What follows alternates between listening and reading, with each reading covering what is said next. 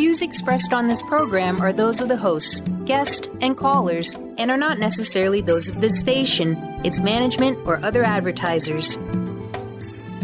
You're listening to Transformation Talk Radio.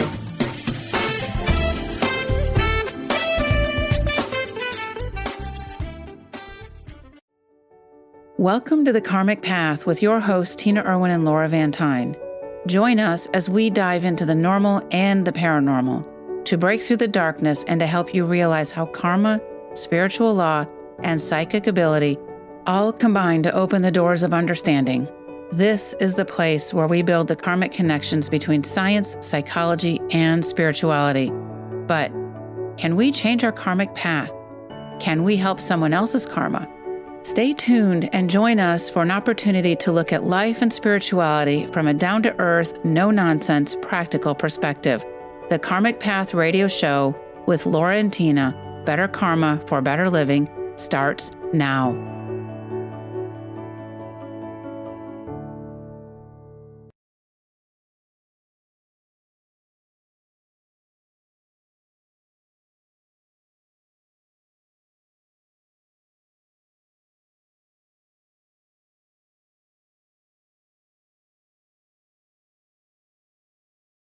Show is all about the karma of being psychic.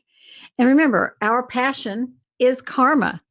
And karma is magnified if the individual is in a position of greater responsibility and they're expected to understand the karmic effects of their actions. And this is not just with people of psychic abilities. This is your police officer, a teacher, anybody who has a position of authority does have a form of elevated karma.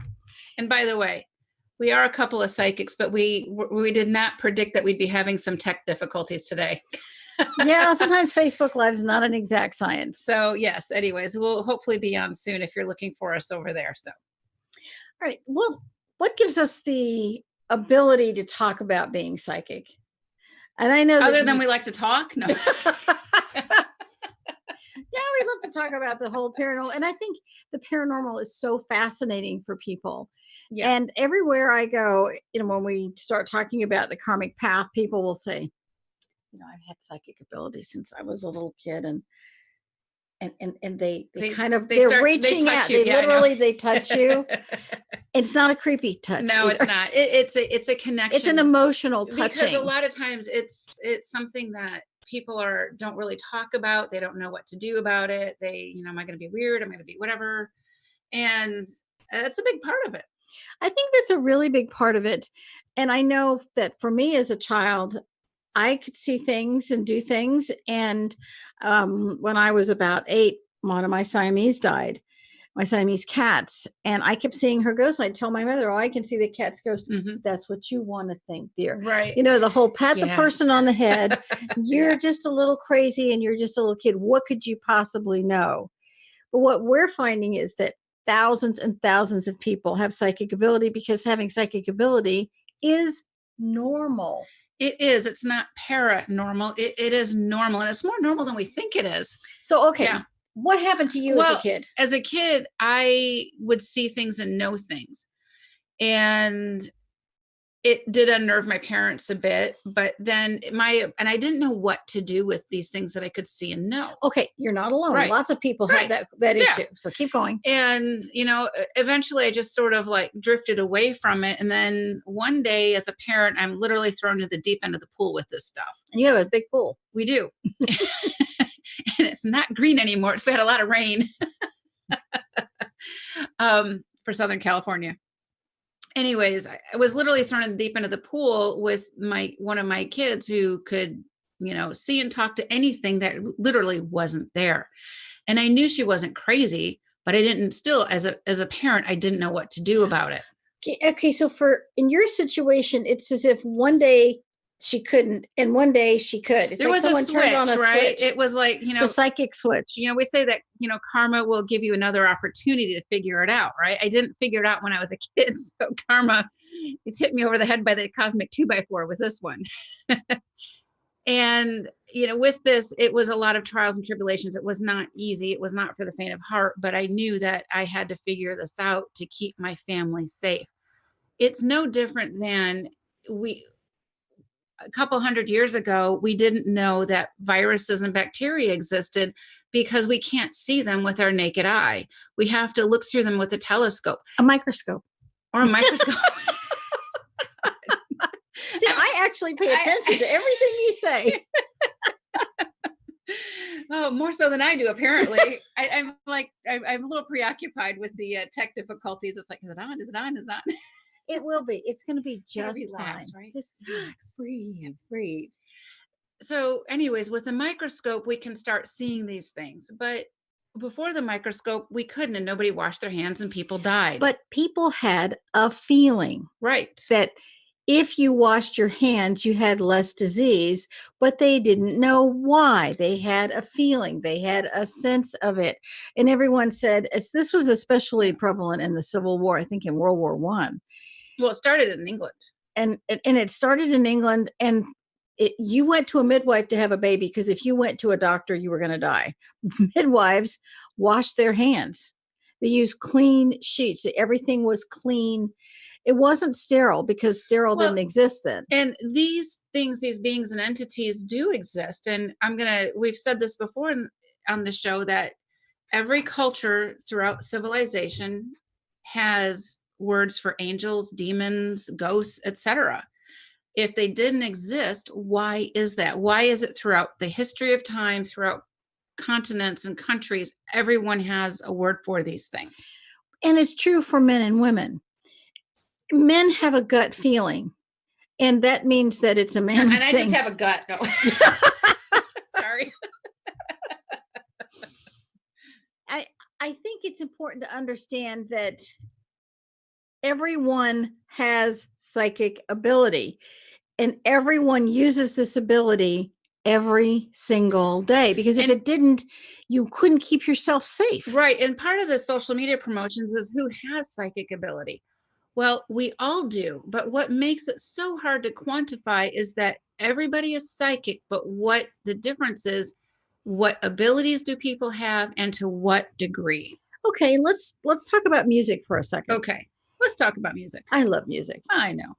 I learned to play 7 different instruments growing up, because I thought learning fingering and keyboard all that stuff was really fascinating. But I'm not great at any of them. But I really, really love music. So my ability in music is kind of down here. But my brother had a master's degree in music, and he was a concert trumpeter, and he could play piano, and he could do all these amazing things. He had a different level. And when he heard a piece of music, he could hear all kinds of things. And then you have a conductor of an orchestra or a symphony. And a conductor can tell you who in which person playing which instrument is having a bad day, and their instrument is not perfectly tuned. So that's a whole even higher level of ability than the person with a master's in music or even a PhD. All right. Well, let's bring this down to everybody, because everybody can listen and appreciate music. They have certain genres they like, etc. But let's look at traffic. How many times have you been in the car and you're on the freeway and you can feel the cars around you? You know that Prius, for lack of a better word, is going to pull out right in front of you, okay? Or whatever it is. It's just going to pull out in front of you. You know that. But why do you know that? And I was talking to my sons about this one time, and they're both car guys. And both of them looked at me and they said, well, we can tell you this guy's going really slow and they don't know where they are. And this guy is going to change lanes, but he doesn't have his blinker on. And this woman is afraid when she's driving. And I said, yeah, I can do that too. And I think that for people who say, I'm not that psychic stuff, I think, I had this conversation with a couple of people on a plane who are both scientists. And just air quote scientists or real ones? They were real scientists, just checking. Real live scientists. Proper use of air quotes. Thank you. And these people didn't believe in psychic ability. And when I brought up the traffic example, both of them said, oh, I totally do that. Right. And I think we all do this. And what this does for us is it keeps us safe. When we can learn to listen to our intuition, we can learn to, it's a safety mechanism. You learn how to listen on another level. It's like, I'll use ship captains because I know so many of them. Yes. Married one. Ship captains listen for the absence of certain noises. I mean, if your main engine shuts down, okay, that's a big absence of a noise, and you're going to be dead in the water. That's really bad.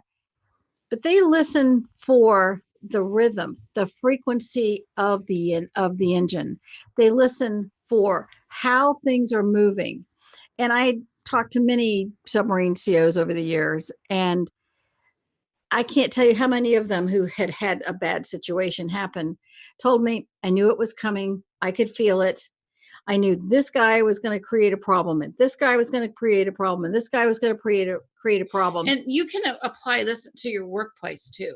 And I said, so you knew in advance that these individuals were problem children, we call them problem people. And he said, yes, I did. And I said, what did you do about it? I mean, it's coming. What'd you do? He said, I documented it. I did everything I could. I could feel it coming. I knew it was coming. My gut instinct told me this was not going to be a good, trip at sea. And so when we hit that other submarine, it was really, really bad. It's worse than like bumping your car up against someone's bumper in a parking lot, isn't it? Yeah, because they were submerged, and it was not a good situation. And he had the documentation to prove that he had tried to take care of it. He had a feeling. And in that case, he acted on it because he trusted his instinct. And I think that I think it's important to understand that. I think throughout our lives, our abilities may be greater or lesser depending on what your situation and is. What we need, exactly. And with that thought, we're going to come back to this because I think this is a really important thought about who has psychic ability, what does it look like, but talking about intuition more, because one of the best ways we can learn how to develop our psychic abilities is through intuition, or with men, that gut feeling. All right, you will be right back. You're listening to the Karmic Path on Transformation Talk Radio. If you have a question or comment, give us a call, and also check out theoillounge.com.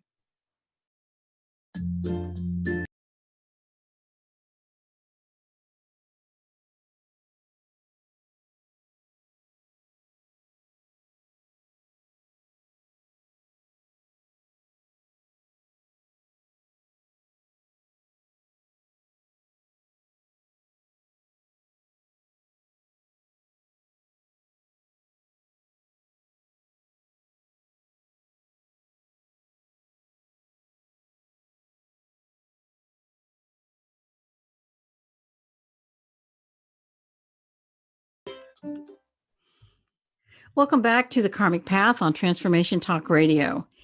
We were discussing the karma of being psychic. Well, before we do that, we are back now on Facebook Live. And so go ahead and join us at the Karmic Path or at Transformation Talk Radio. And I'm going to be on my phone letting people know because it blew up saying, where are you? Where are you? Where are you? That's a good thing. So it is a good thing. All right. So go ahead, Tina, take it away while I play social media. You're going to let me talk. Oh, I'm so thrilled. I never let her do that. When you have psychic ability, and I'm talking to you and our audience at the same time. Okay. When you have psychic ability and you can acknowledge it, because you can still be a scientist and have a feeling about trying a different route or a different experiment or getting a sense of something. If you're a mom, you have a sense about your kids. And we talked about the traffic example.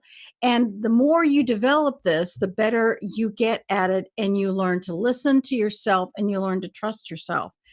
And this is an element that is critically important for all of us, because so many times we don't trust that still small voice. Sometimes it's a loudspeaker in your head that's screaming at you, run, or don't do this, or don't change lanes right now. And that happened to me in Charleston. Mm-hmm. a long time ago when we lived in Charleston in the dark ages. Yeah. when we still had a submarine. When you were driving your rock car with your pet brontosaurus pulling it. Yes. In the Flintstone era, when Charleston still had a naval base, which they no longer have.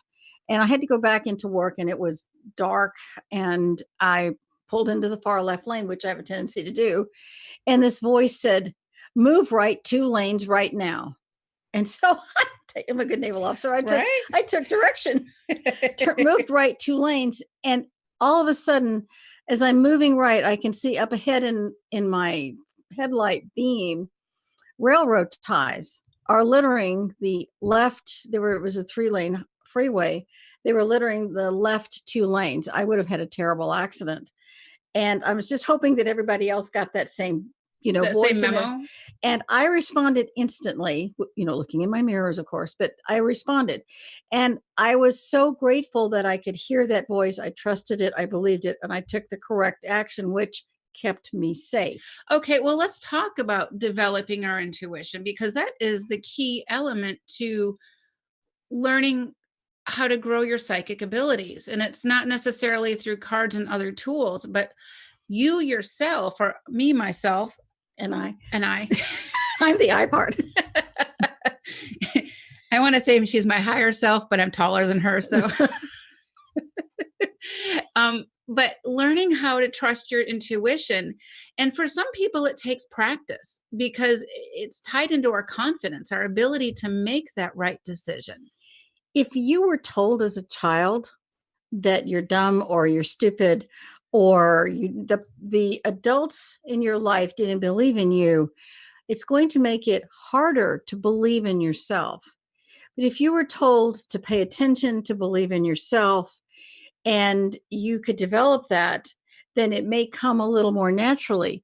If you weren't told that as a child, then it's time to develop that within yourself. Recognize you're a good person and that you are developing a huge connection with the divine. When we listen to our intuition, that's what we're doing, right? We're connecting to the divine, our higher self, so that we can make those wise choices. Psychic ability isn't always about, remote viewing or seeing ghosts or whatever. There's many levels Everybody to has it has to start somewhere, where you start to believe in yourself and you start to listen and react in a logical way, even though you can't explain. I couldn't explain to somebody why I just whipped across the freeway right 2 lanes.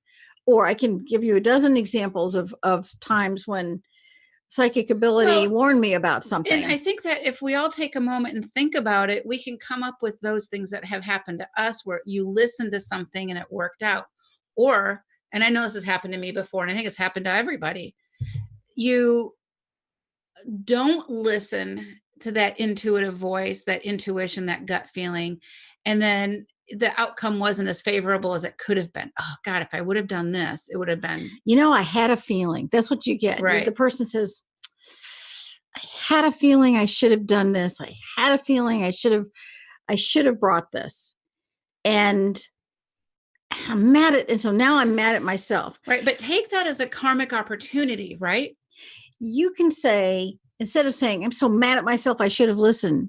Maybe you could say, I'm sorry, subconscious, I should have listened. Let's work together in the future and I'll pay more attention. I know that sounds really strange, and give your subconscious a beautiful name. Because you're not strange. I am the queen of strange. And where I'm going with this is, if you give your subconscious an identity, a name, and remember, your subconscious self is the gatekeeper to higher self. Let's repeat that again. The subconscious, you have a conscious, and that's the part of that's chattering away today. In the physical body that we're you have a subconscious self, and that part of that subconscious self makes your eyes blink and your heartbeat and the blood flow throughout your body and keeps you safe. And the job of the subconscious is to keep you safe. So your subconscious is the gatekeeper to higher self. When they have that handshake connection, then higher self can warn the subconscious, which enables you as a trio to be a team, the conscious, the subconscious, the superconscious. You listen and you react as a well coordinated team. And that takes a little time to develop. And the more you develop it, the more confident you get in what your subconscious is telling you.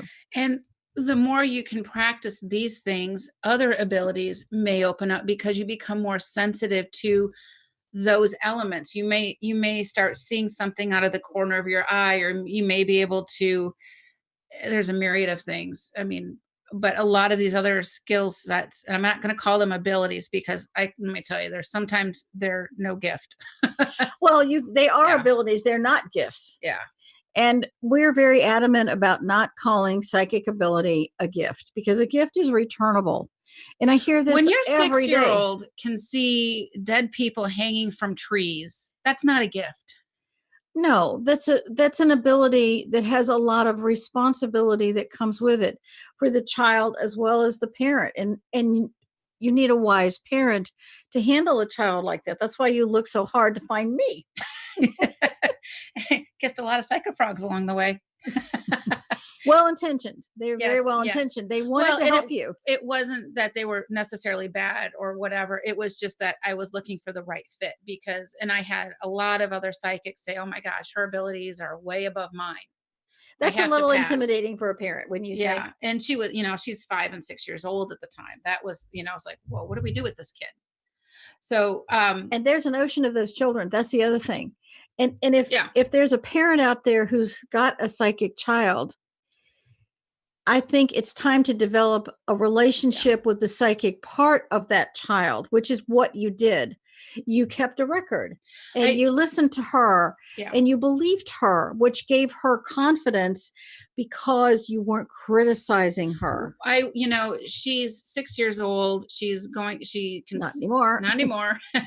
She can see everything and then some, and she's having these, predicting these futures that were just insane. And I like looking at bodies and, oh, you're sick, or, oh, you're this or whatever.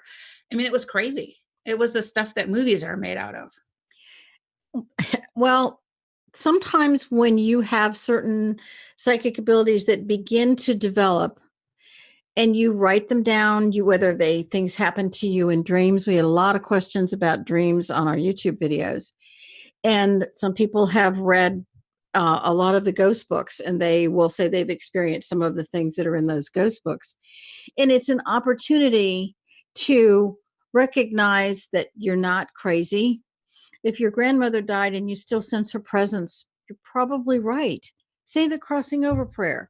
Learn the practical tools to use, which is why we designed the courses we're about to release. And you can find the crossing over prayer at ghosthelpers.com. If you think that you may have a ghost with you or a loved one with you that has died, use that prayer and help them cross over, because it's the compassion you would want for yourself.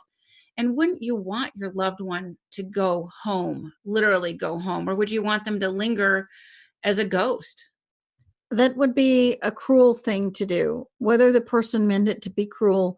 And when people hold on to a ghost, it's not because they're being deliberately cruel. Right. As much Although as we've seen that. We've seen that, as much as it's because they love them and they're attached. They don't want them to go away. Yeah. Now, we can look at the opposite end of the spectrum. And I think that when you're developing your psychic ability, most of the time you're quiet about it. I mean, I know as a naval officer, it wasn't like I was going to announce, oh my gosh, I can sense there's a ghost. And I had those situations where I knew there was a ghost with me and I couldn't figure it out And in one case, it was the ghost of a grandfather who died. And the very next morning, and he came to me, I don't know who he was. He came to me, and the very next day, because I could feel him, I just knew there was somebody there. And then the next day I got a Red Cross notification that one of the radioman's grandfathers had died. And I had to take him into a private room and sit him down and explain very kindly, so sorry to have to tell you this, but your grandfather died. And it was a really powerful situation because his grandfather raised him. And this poor guy just burst into tears. I don't think I was quite expecting that, but I felt really, really, and I told his, leading chief petty officer that this has happened and he may have to go home because this was his primary parent. So we were going to have to get him home on emergency leave. But I could feel and as soon as I had conveyed the information about his grandfather, I didn't feel a ghost anymore. And I knew it was the grandfather who was there. Okay. Yeah. But I didn't, in long ago, I didn't know how to cross him over. Right. And that's something that we're hoping to help change with things. But when we come back, we're going to be talking about some things that have happened to me with my dad and psychic abilities. And before we do that, we're going to take a break. You're listening to the Karmic Path on Transformation Talk Radio. And we'll be right back after these messages.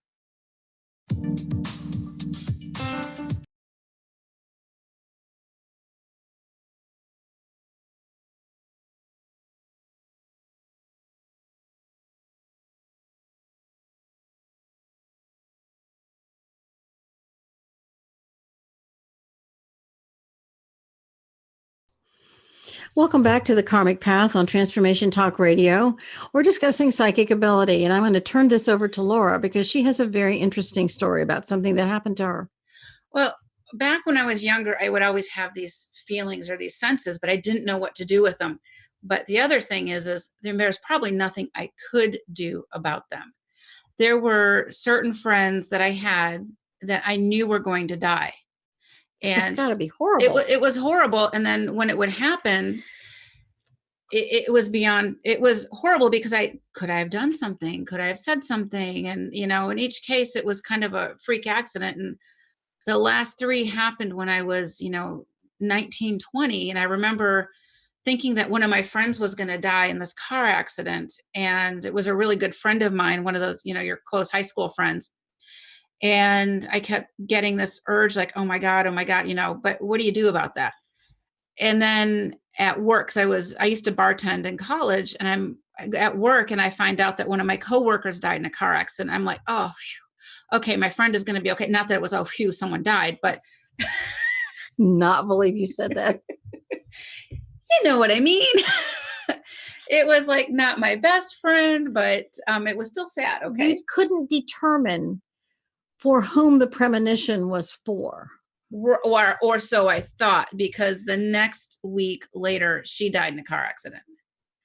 Which makes you wonder, are some things just preordained? Are some futures permanent and some are fluid? And I want to go back. I want to kind of talk about psychics and readings. A lot of people will go to a psychic to get a reading. And you have to be wise about this. So, for example, if a psychic says, oh, I see you with a tall, dark, handsome guy, and he's got like a mustache, I don't know, whatever, and he's your soulmate, you're going to marry him. Well, now you're out looking for this person with intention. And what if you see this guy, but it's not the guy you're supposed to meet, but the psychic said he's got like this mustache and he's got this, like, I don't know, maybe he's like Latin background, whatever it is. And you start seeking that out, but you find the wrong person. That psychic gave you information that may or may not have been true, but you've changed your karmic path. And now you met this other guy who is not supposed to be with you, and he may be dangerous. He may be a narcissist, and you're wondering what the heck. I think it's important to understand. Laura and I are approached all the time, and they'll say, when you look at me, what do you see? And can you do a reading for me? I had this happen the other day, and I'm thinking, I see an adulterer. Oh my gosh. But and I think the point, but I didn't say that. The point I want to make is that each of us has an unlimited number of potential futures based on every decision we make every minute. And the reason we started this episode or this show with the concept that if you may have elevated karma, if you have psychic ability and you use it, especially if you're telling a future, no matter how you decide to tell that future, or no matter what magic tool you use, if you tell someone's future and you now create in that person's mind a new reality, and that person goes off, they were supposed to go this way, but now you have them veering off this way, that 1 degree off could be hugely off. And now this person believes you. You're the psychic and you're the fortune teller or the reader or the channeler, whatever term you're using. And you think you got this information, it's right for that person. The truth is you don't really know whether it's right for that person. That person has an unlimited number of potential futures. You may have seen 1/100th of 1% of one possibility that may or may not ever happen. And that's a really terrifying thing. And sometimes, yes. And sometimes they're set in stone. And back to, I was talking about predicting friends' deaths, so to speak. The worst one came to me. And I did something that I shouldn't have done. I didn't know I wasn't supposed, but I was so panicky. And I remember My girls were little, and I think my youngest was around 5 or so. And my dad loved the art of finding the cheapest airfare to anywhere on the planet. It didn't matter. As long as he got a good deal, that was just great with him. And he lives in a different part of the country. And he says, hey, Brenda and I, his wife, who is just amazing, got some cheap tickets to go to Vegas. Do you and the girls want to drive out to Vegas for Thanksgiving? And I'm like, Vegas at Thanksgiving? Guess I'm not making a turkey. But, okay, because it was an opportunity to see my dad and my stepmom. And the minute I see my dad, I see that he is just gray. And he took the girls and they ran off, and he was playing with them, having a great time. And I looked at my stepmom and I'm like, oh my God, he's gonna, you have to get him to the doctor. He's going to die. And she's like, what are you talking about? And I'm like, I don't know. There's something wrong with him. And I shouldn't have done that to her. That was really unfair of me to do that. I was in such a panic. Okay. So as a wiser person now, because you learned from experience, if you could do it again, how would you do it differently? I understand now that everybody has a time frame that they're supposed to be here. And it was simply my dad's time to leave. What ended up happening is he goes to, they're having a great time. And it was the last time my kids saw their only grandfather healthy again, because my in-laws died literally the year before, both of them. And it was really tough. It was like the sucker punch of my life. And they got back from their trip, and all of a sudden he had a really bad back pains, and he ended up having pancreatic cancer, and he died within 6 weeks. So something was already set in stone. That motion was already in play. That grayness that I saw in his auric field was already there, and it was irreversible. What that grayness is, so let's give it a name. Let's define it. It's called, basically, etheric rigor mortis is beginning to set in. I know that's a mouthful, but a person dies by degrees. The process is the same for every soul. It is just what it is. For some people, it's a longer, path, but for some people, it's very short. And basically, the death process starts in the etheric structure of the body, and that's the grayness that you saw. And I've seen that too. And and Edgar Casey. And by the way, that's no gift. It is no gift to see that somebody's going to die. Yes, it's happened to me as well. Now, let's go back to the fortune teller, because there's a very interesting story that's told by a remarkable man by the name of Richard Lawrence, who wrote a wonderful book about psychic ability. And in this book, he tells the story of the psychic who was a palm reader. And apparently this was a famous palm reader. And this man goes and says, oh, can you read my hand? And he says, oh, what do you see? And he says, the psychic says, oh my gosh, I can see that you've tried something several times and you've always failed. But I can see that this time that you're going to be successful. And the man said, oh, thank you very much. And he went home, and he's tried it several times, but this time he successfully killed himself. The psychic found this out, was so horrified that he never read another palm the rest of his life, feeling that he had used his psychic ability to contribute to the death of another person. He didn't mean to be negative, but the problem is, who was really talking to that psychic? Right. You don't really know who's talking to the psychic, especially when you go to anybody who's telling you a future. Don't hand your power over to a psychic blindly. I've had a lot of people say, well, what do you see, or what should I do? It's like, you know what rings true for you? And it's a little more difficult to do some soul searching in that aspect, but it's much more powerful when you get to the other side. Okay, now let's look at this from a karmic viewpoint. If I see somebody comes up to me and say, what do you see? I don't allow that person to put me in a position of saying, what do you see? I say, I don't do readings. I'm not that kind of a psychic. And they said, well, but can you? And I said, you have to understand I use what ability I have for what works for me is the highest good, by teaching how things work and giving you the power to discern within yourself what's going on within yourself. And this was in a time when I was taking private clients. And I'd say, if you wanted to work as a private client, then I can help you discover it. But I am not going to say, I see this in you and this in you and this in you, because I'm not going to take your power. I'm going to ensure that you keep your power, because karmically, it means I have in no way, shape, or form harmed that person. And when someone's doing readings, they are inherently harming the person. I know that may not be a popular viewpoint. Well, and it's not intentionally harming them, but It may not be intentional, but you have to be careful. And I see on Facebook a lot of times, oh, I'm doing free readings, or I'll read to the person I'm drawn to. And you're giving away your power to a complete stranger. How do you know? how do you know that that person is not an energy vampire? How do you know that that person isn't trolling?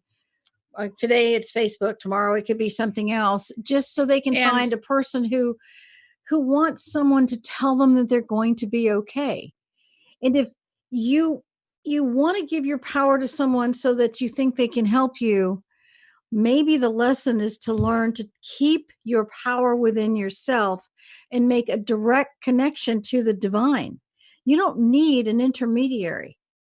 No. You simply need your personal connection to the divine without another mortal person in the way. I don't care what their faith or what their belief is. Within you is the power to connect directly to God, period. There's my soapbox. And it made me 2 inches taller. Okay, one less pillow to sit on. Yeah, no, I got 3 pillows. I'm still sitting on 3 pillows. So my point is that that palm reader in that story had magnified karma. He did, and he learned the lesson. I mean, we're all here for these lessons. We're all spiritual beings. We see a lot of times, oh, you're more spiritual, or I'm more spiritual. No, we're all spiritual beings. This is a harmonic scale of spirituality. He learned a lesson that was very, very important. And maybe he stopped from harming someone else because of that. Well, there's a very important, elephant in the room question. Why didn't he see this man's death? Yeah. Don't you think that's a really good question? It's a good question, because somehow he wasn't allowed to. But also maybe that man was, I hate to say that, this part of his path that he had to figure out how to overcome whatever he was doing. And now he's going to have to maybe do it over again. We're not, it's not ours to judge. It's not ours to look at. It's not ours to judge why, but the psychic, this is a really, really important point. But that psychic couldn't see that man's death was literally within 24 hours. It wasn't visible. Maybe that wasn't the real future he was supposed to see. All right. And we're going to be back right after these messages. You're listening to The Karmic Path on Transformation Talk Radio. If you are ever really concerned about not hearing us, you can download the free app to your phone. We know our husbands do all the time. Yes, because they never hear us enough. All right. Seriously, we'll be back in a few minutes.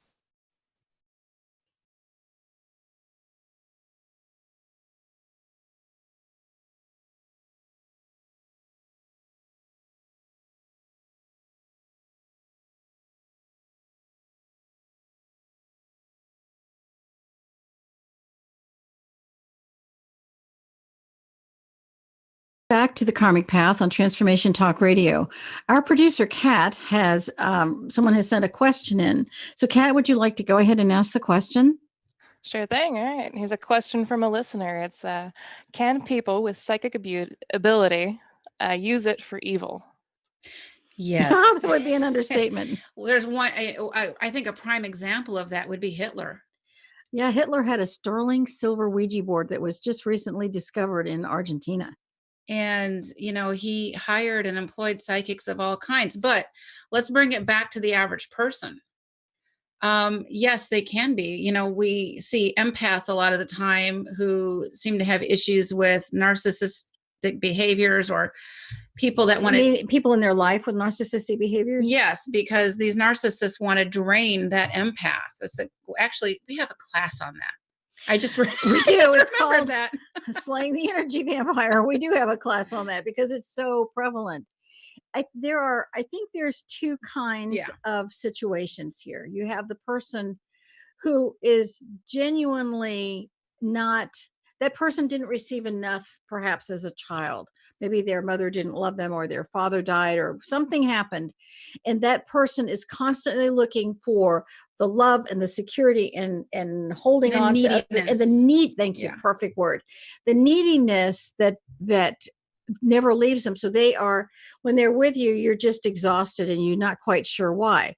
And that person is not deliberately trying to be mean or evil or harm you. But you have other people who are very, very conscious. They are practicing black magic, and they know what they're doing. They know what they're doing, and they know how to drain you dry, and you won't necessarily discover it. And there are people who consciously practice black magic. And this black magic, I mean, you can see it manifested in drug gangs, or any kind of a gang where they do all these horrible things, because it's a very, very, very low frequency. And you can see it a lot of times in the workplace. If you have somebody who is attracted to drama or gossip or something like that, they're using a form of psychic ability to drain people and throw them off balance to capture their energy. It sounds kind of esoteric, but if you think back in your life of somebody, you go into a room, let's say it's like a work meeting. You're in a meeting at work, and this person is there, and you leave absolutely exhausted by just being in the presence of that person. Could be your parent. Could be your parent. Oh, yeah. Could be a sibling. Everything is this staggering drama. And that person is using a form of, I hate to use the word psychic ability, but they're using their emotions. That's probably a more accurate term. They're using their emotions to reach out through the Akka cords that connect all of us and just siphon everybody dry. When my husband was at sea, and he went to sea one time for 8 months, and I had to work. He was the XO of a submarine tender. They repaired submarines. Anyway, the ship was gone for 8 months, and the ombudsman of the ship was an energy vampire, and she created, it was just a ship with 1,400 people.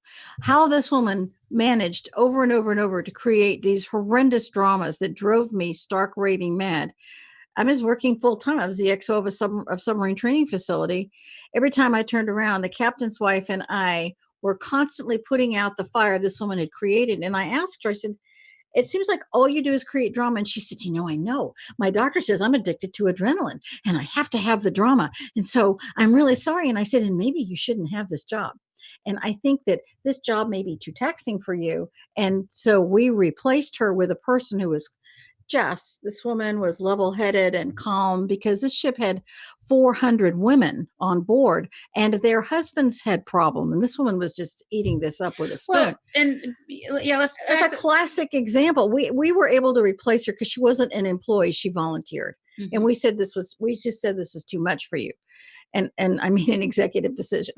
But back to psychic ability, and you can see this, if you go and see a healer, make sure, ask that healer, and it could be a Reiki person, it could be anything, an energy healer, shaman, whatever. Someone who claims they are of that kind of a person. A lot of times, not always, but a lot of times, they're using their psychic ability for not your greater good, but for their greater good, by draining your energy. So before you see any type of a healer person, I'm using healers because when we go see somebody like that, we're in a state of vulnerability to start with. That's a really good point. There's a chink in our armor that we're trying to fix. Ask that person, what do you do to cleanse or clear yourself between clients? Just like a normal doctor or nurse who washes their hands between patients, what do they... Cleans their medical tools. Cleans their medical tools. What do they do if they're using crystals or something? What do they do to clear the crystals between clients? Or are they just moving forward from patient to patient, and the energy builds up into the walls and the devices that the energy healer is using, and it can get stuck on you or me, and we don't know it. Just because you can't see the toxicity that's in the room, doesn't mean it isn't there. And just because you're in a vulnerable state, if you have a bad feeling about it when you're there, or it doesn't feel right, Run. yeah, do not go back. And to be honest, if the person says, I clean it with a little sage, It's not going to be enough. That will never be enough. And if they never clean their crystals, walk out the door. And another term, and we're throwing this out without going into it in a whole deeper way, but disconnecting ACA cords between clients and patients is huge. So you're going to ask, meaning you disconnect your connection to the previous patient, so that way their energy doesn't get onto you or their ailments. And if we think about certain things, there are certain illnesses that kind of run in families. Why is this? It's an energy signature, but energy can be changed. It can be manipulated. And I think that that's important for all of us to understand, that sometimes it's really important to listen to yourself.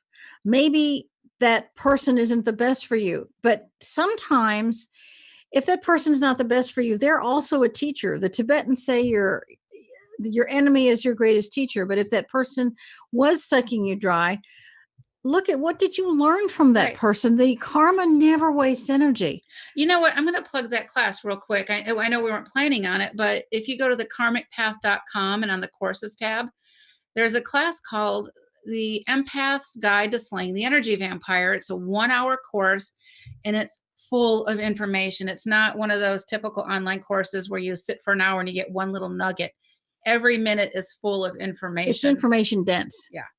And if you really love some of the jewels you get from us on this show, you might really benefit from that class, especially if you want to understand some things that you think have been happening. And there's another element here, and that is that person's spiritual path, whether they're a healer, whether they're a shaman and they're trying to help you on your path, or whatever that person's label is. And a lot of people have a label that works for them. I don't necessarily have one, but other people have labels that work for them. And make sure that you do as much due diligence as you can about that person, because that person has a responsibility, and you don't want to have that responsibility create harm within you. And you have to be responsible for your own self as well. It's a two-way street. Okay, so we're going to finish this up just really quickly. Psychic ability is not a gift. It is actually it's an ability. It's an ability that every person has. You learn and earn it throughout many lifetimes. And with it comes, like you said, a lot of responsibility. And the greater the responsibility somebody has, the greater the karma is. So, for example, if as a police officer is abusing his wife or something like this, he is being held to a higher standard. If a priest is molesting a child, in the name of God, they're being held to a higher standard. If a psychic is abusing you, and they have worked to develop this ability, and the subconscious of the person believes them, they're being held to a higher standard. And far more. So the karmic level is much higher. And so basically, the greater your ability, no matter what your job, the greater the karma is magnified. So just as a reminder, we're just ordinary people seeking the greatest good for as many people as possible by studying the laws of karma in the normal and the paranormal world. And we want to thank you for listening to the Karmic Path on Transformation Talk Radio. And we want to also thank Kat Grebe, our producer, and thank you, Kat, for pinch hitting with the tech difficulties we had. We really appreciate that. And we also want to thank our sponsors at the Oil Lounge. If you haven't checked them out, please do. They're going to be announcing some winners. They were on last week. They're going to be announcing some winners of some essential oils that they're going to be giving away here. So check them out at theoillounge.com.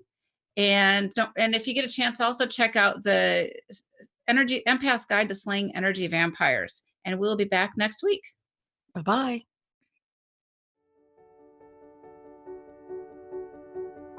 Thank you for spending time with us on the Karmic Path Radio Show.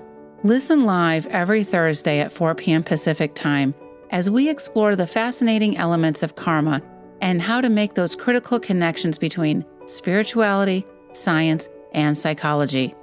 Both of us are seasoned psychics living ordinary lives in public education and the military.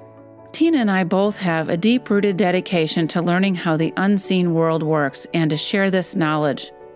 Learn how to create a heightened sense of understanding and karmic awareness for greater personal balance with the Karmic Path. For more information, visit thekarmicpath.com.